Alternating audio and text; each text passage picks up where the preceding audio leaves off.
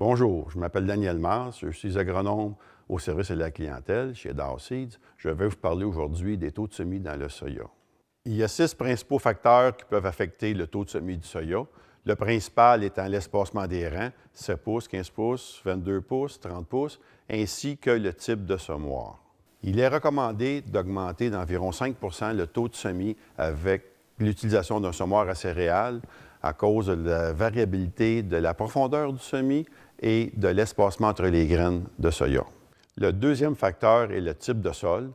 Dans les sols lourds ou argileux, on va avoir tendance à augmenter d'environ 5 le taux de semis pour pallier au risque de croûtage. Le troisième facteur étant le travail de sol. Dans les cas de semis direct, on va souvent augmenter le taux de semis de 5 à cause des résidus en surface qui occasionnent un semis moins uniforme. Le quatrième facteur étant le type de plant. Les plants de type plutôt buissonnant, on va avoir tendance à les semer dans des espacements plus larges de 15 à 30 pouces, tandis que les plants plus élancés, on va les semer dans des espacements plus étroits de 7 à 15 pouces.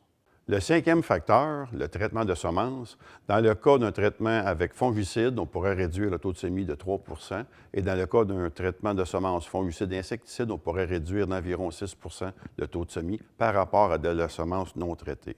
Le sixième facteur étant l'historique des maladies, plus particulièrement dans le cas de la sclérotignose, on va recommander d'aller vers des espacements plus grands, de 22 à 30 pouces par exemple, et de baisser la population d'un 5 à 10 Il est très important de toujours calibrer le semoir afin de s'assurer qu'on ait la bonne population et aussi que les grains aient l'espace nécessaire pour sortir du semoir sans être craquelés ou brisés.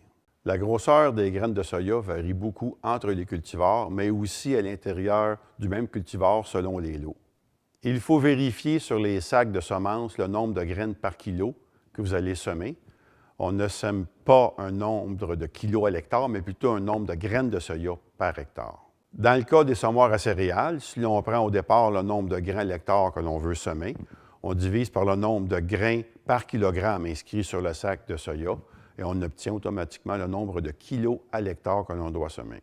En conclusion, un taux de semis adéquat va optimiser votre rendement et augmenter votre rentabilité. Bon semis!